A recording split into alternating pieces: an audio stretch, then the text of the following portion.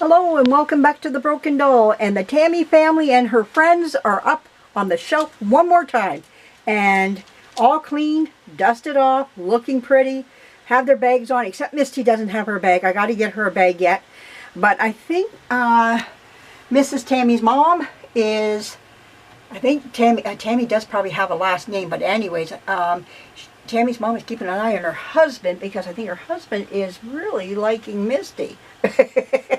And Misty has no, she's onto it. I think she's onto it. She's got her eyes to the side there going, mister.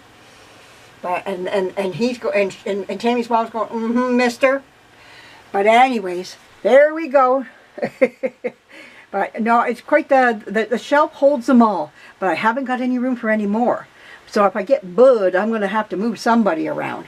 And if I ever get a Bud, but I like to get Bud and get him in there. I think I could squeeze Bud in. Believe me, I can do some tricks as a trade there when you want to get one of them.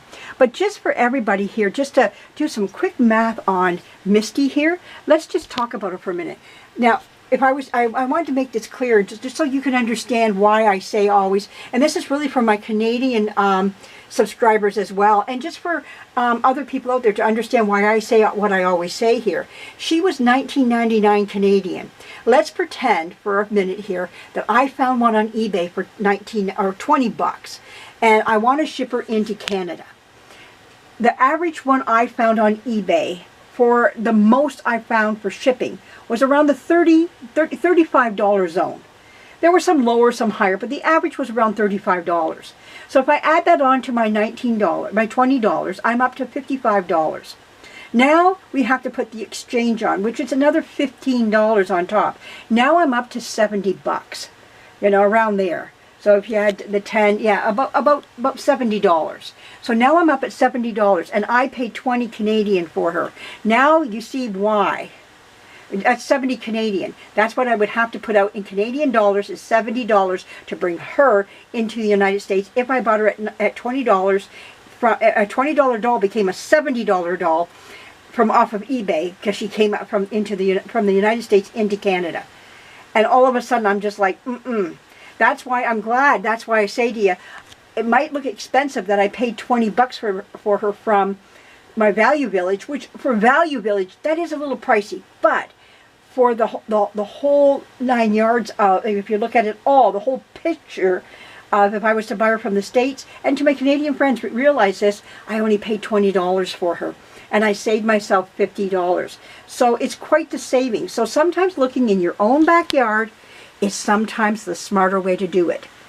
And not always. If there's a doll you want and you're willing to pay it, and and you can do it and still live quite fine, I say go ahead, do it then. You know what you can handle and everything. But if you can find them in your own backyard, do it. And that's why I'm picking up little Canadian dolls now.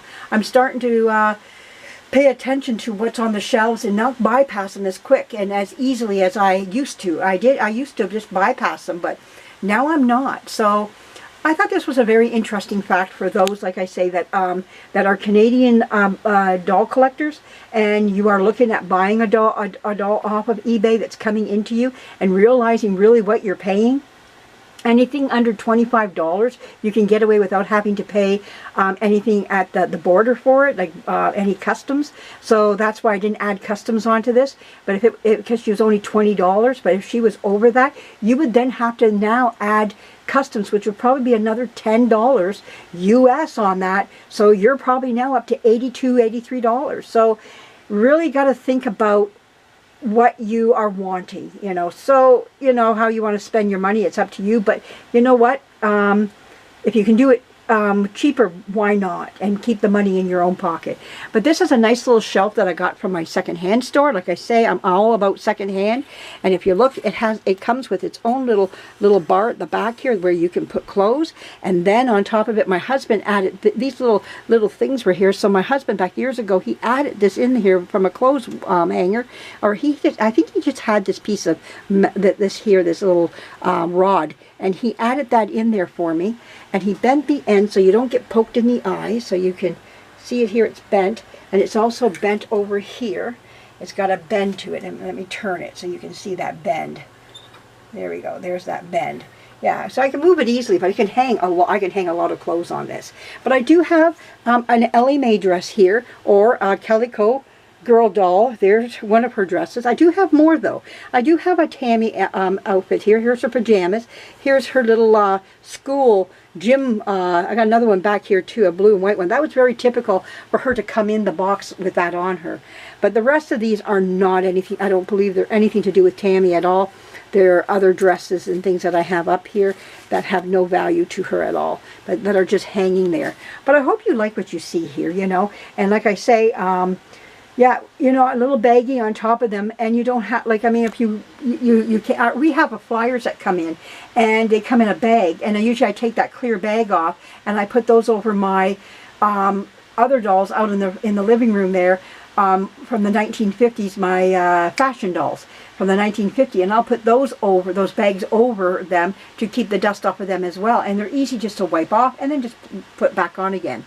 And for these smaller dolls, this is more than enough to keep the dust off of them and keep them looking really nice.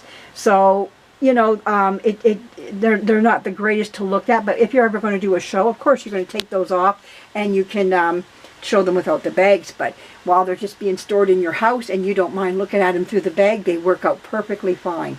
So, you know, wonderful stuff. I have some other little trinket little things there just as well. They're kind of on the vintagey side. There we go.